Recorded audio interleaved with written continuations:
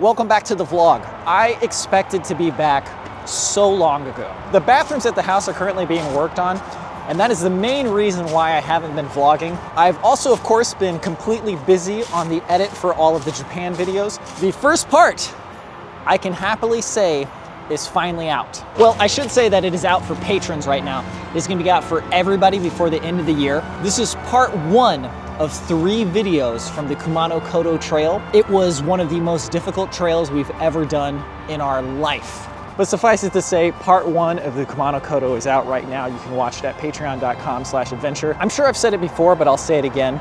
It is because of our Patreon that we're able to do these videos at all. So if ever there was a time to become a patron, these videos are it. I'm telling you though, not being able to film has been driving me crazy. I have all these like dumb things I want to say, and I just can't say them because I have nowhere to film them. I have to come outside like a barbarian. Now, of course I could film in my office, but they've been working on it pretty much nonstop.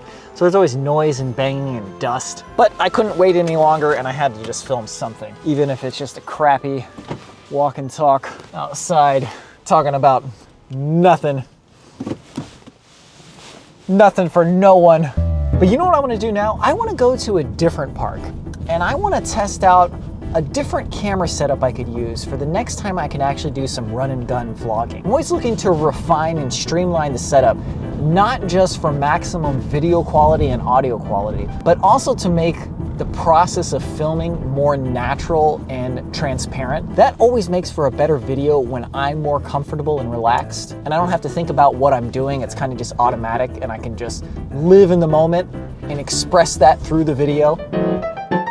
Okay, this is that park where I reviewed the DJI Osmo Pocket 3, which is what I'm using right now. So for my walk and talks, I've got this nice stabilized tiny camera, and then I've got a wireless mic right here that connects automatically. But if I see something cool, down here, I've got my big camera, and over here, I've got a tripod. If I want to do a B-roll of it, I can just very quickly grab the camera, stop recording this, zoom in, and take a shot.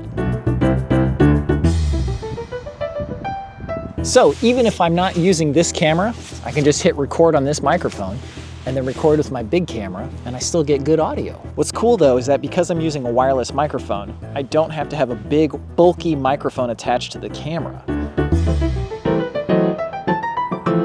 When I was reviewing this camera a few weeks ago, they were still setting up this ice rink over here, but now it looks to be done and I see people skating. Don't know if it's free. I'm not much of a skater, so I'm not like super interested or anything, but I would like to see how it works.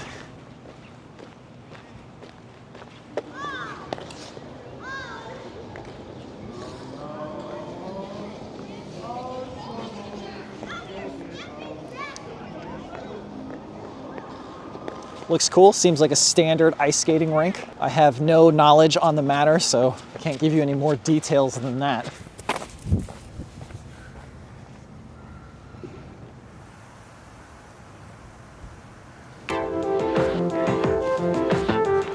It's funny, sometimes we get a few comments from people saying, you only hiked like 2 miles? There's a couple things about that. First, it's kind of funny that people care about that at all. It's like, well, what do you care? You didn't have to hike one way or the other. So the distance should be totally irrelevant to you. But the second thing is, when you're filming a video, if you hike too many miles, you don't have any energy left over for actually making the video. And if you do any shots like this one, where you went up ahead and you set up the camera, you have to hike twice the distance. And one of my big worries with the Kumano Koto videos was that we basically did not do that a single time just because of how much we had to hike. That hike was so difficult that the actual quality of filming suffered because of it. Now, that's a trade-off that you have to make sometimes to get to certain places like that. The only way to do that trail justice was to do the whole thing. And there really wasn't any way to shorten it because you kind of have to do the different segments all at once. So it's really not like there was much we could have done instead, but just every time I saw a shot where I'm like, oh man, we could have done a better job, I think to myself, oh, we should have done a better job. But when I really think about it, we probably couldn't have.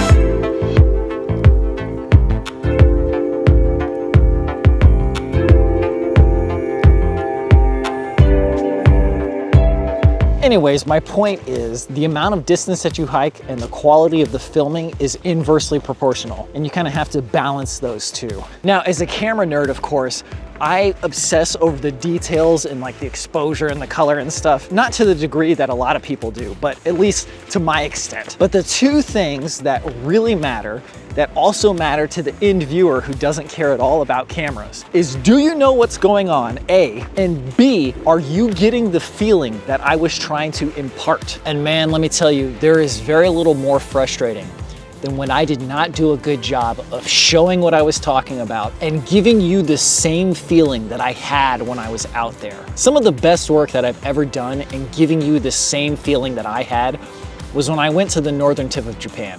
Those videos, by sheer luck or skill, I do not know, I captured exactly what it was like to be there. Now, this first part of the Kumano Kodo Trail, I would say that it did like a B+ job of capturing what it was like to be there. And the only way we could have done a better job at capturing really what it was like to be there was to have more time in each different location to kind of like get those establishing shots and kind of the patient shots that you can only get from being in a location for a little while and really being able to like soak it in and like, ah, yes, this is what I'm feeling. This trip, just all of our brain power and energy went into putting one foot in front of another just so that we could actually finish the trail. Which, now that I think about it, for the next two parts, I think I really want to lean into showing that that was what the experience was just struggling so much that you really didn't have time to think about anything but moving forward.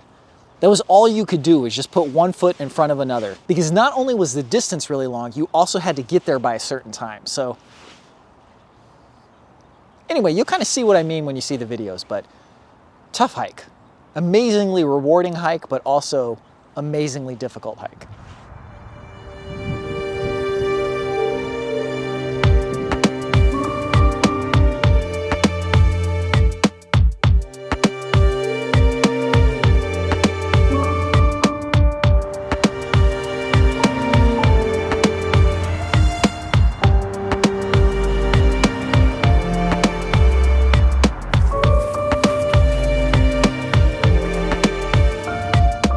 Anyways, to reiterate, being a camera nerd and worrying about is the exposure correct, how does the shot look, blah, blah, blah, that matters to a certain extent, and people do pay attention to that to a certain extent. But by far, the golden rule of making videos is you gotta show what you're talking about, and people have to know what's going on. And even more important, in my opinion, is capturing the feel of what it was like to be there, man. I think a lot of that is actually sound. Just like right now, it's quiet. This bridge has some cars going over it. There's nobody around. It's kind of a fall feeling, but you can feel the energy of the park and the people over there. It's like, how do you express that in a 2D video that's edited? Taking this real life experience that happened in real time and then creating a edited version, but that feels the same.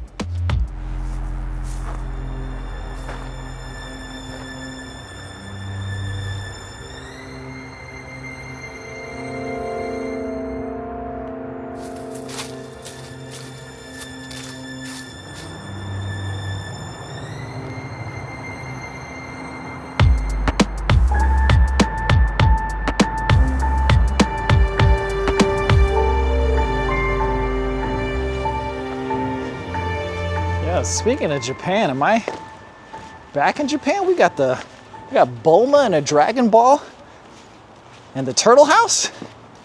Come on, man. That is awesome.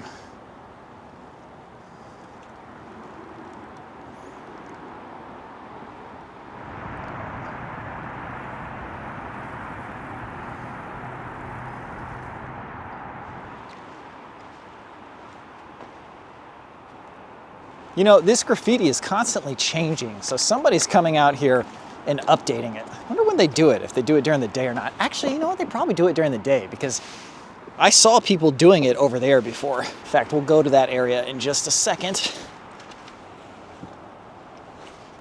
Wow. Nice painting. Bet some teenagers have some little midnight club meetings. Is that what it's called? That what was it, like Alone in the Dark or something? Are you alone in the dark? Are you afraid of the dark? Isn't that how it opens? Something about a midnight club, secret society or something? I didn't actually watch that show, so.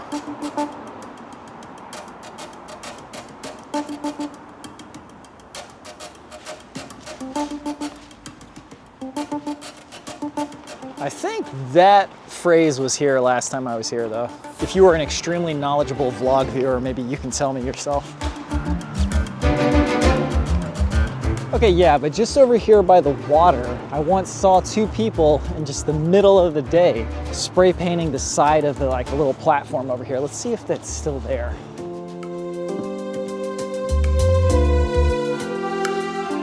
Okay, yeah, it was this platform right up here. It looks like it either faded or somebody cleaned it off. Wow, this is nice though. This is real nice. I have never been to the other side of that river in that field over there. There's no reason to go there. How many people total have ever been on that field over there? Probably not many. And what is that structure over there? Somebody's house?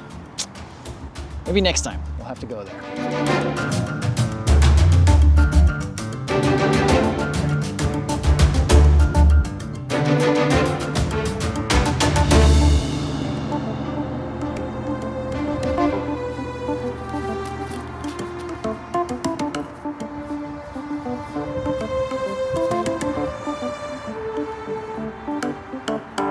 So I hope to be able to get back to actual vlogging sometime soon here. There's been a couple things in my life that I've been really drawn towards where I just can't even explain why I like them so much. And one of those things is recording stuff. I'm sure I've talked about this in a video at some point, but for Christmas one time, my dad was in charge of getting gifts for us that year, and he bought me a pack of blank cassette tapes for recording audio. Because just as a kid, like I would record stuff on the radio just because I found it fascinating. If I had had a boombox that had a line in, I would have recorded every single Super Nintendo game that I owned and done like a full soundtrack. But unfortunately I didn't have that, so I never did it. But my cousins did, and they recorded the Secret of Mana soundtrack, I remember specifically. And the final song, they must have just like left it recording and then left, because the final song looped for like 30 minutes.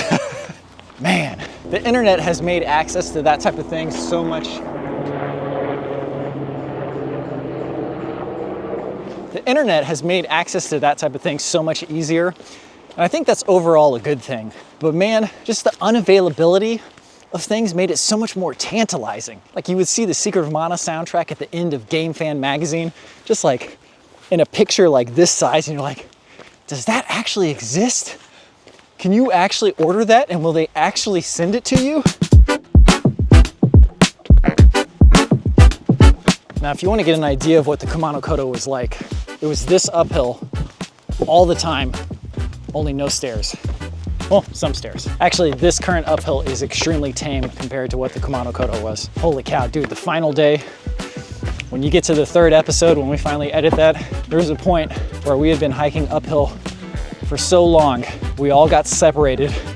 Each person was just by themselves in the quiet of the morning, in the mist, just doing nothing but breathing and walking. No thoughts.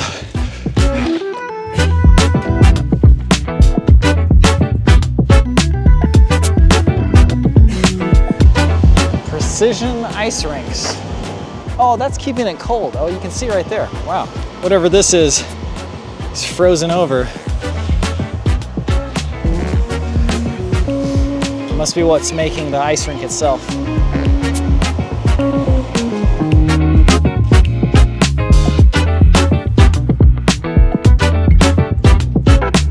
Okay, thank you very much for watching. It is good to be back. How consistently I'll be back remains to be seen, but I'll definitely be back a little bit more because I was just trying to wait for them to finish on the bathroom, but they're not gonna be done anytime soon. So it's either start filming something or just wait for like the end of time. Also, if you're a patron, you're watching this early, what I decided to do is release a vlog on Patreon. And then when the next vlog is done, I make that one public and then put the next vlog on Patreon. So that patrons are always one vlog ahead and then they can watch it early. Just as a little bonus for all of you who actually want to contribute to the vlog, and I really appreciate it. And you are also the most patient, waiting for me to make a video for months at a time sometimes. But like I said, thank you very much for watching. That's gonna do it for this vlog. Hope you have a good one. I'll see you soon.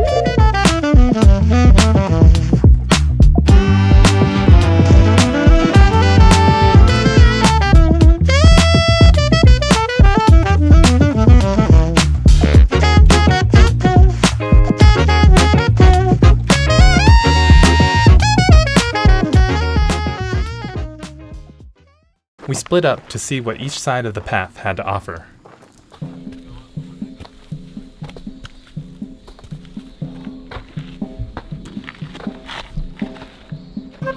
Both trails were quite different, but each one offered their own reward. One, a fantastic view, and the other, a breezy hike. How does it feel? It's pretty special. Pretty special place. Man. You know, when you're on the flat part of the trail, anything seems possible. But those uphills were some of the steepest uphills we've probably ever done in our life. Whew.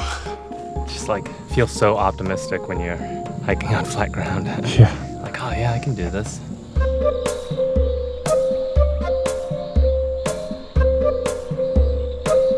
The view at the top was beautiful. Nearby was a small granite marker marking the peak of this particular hill. Now, we all continued onward to meet up with each other once again.